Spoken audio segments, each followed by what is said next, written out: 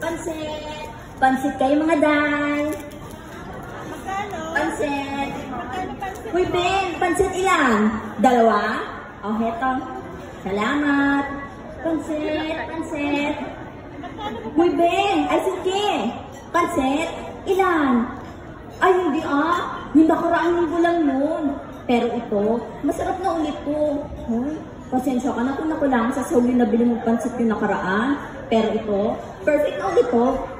Bago ka bumili, gusto mo, tikman mo muna bago ka bumili? Oh, heto. Uy, Ben!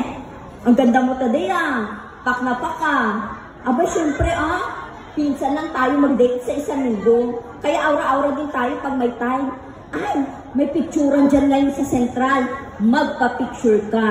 Tapos, ang captions mo, hashtag, ganito kami sa Hong Kong. Hashtag, ganito ba kayo sa Saudi?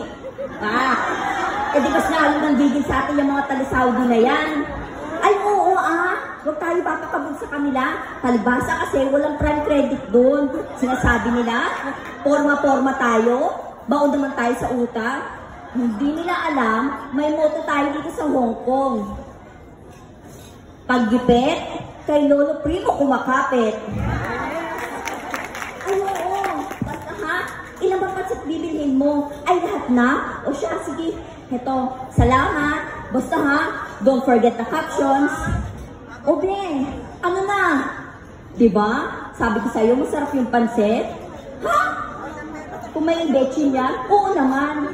May betchin yan, pero konti lang. At saka ano ka ba? Hindi naman masama yung konting betchin.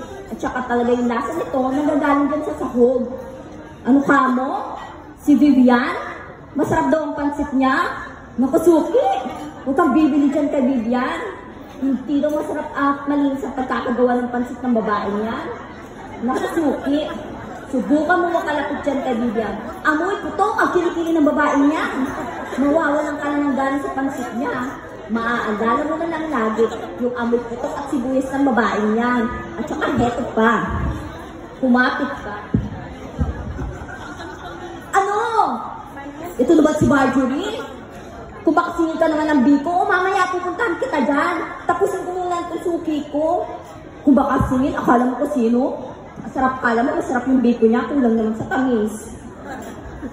Oo nga, yun na nga, bumalik tayo kay Vivian.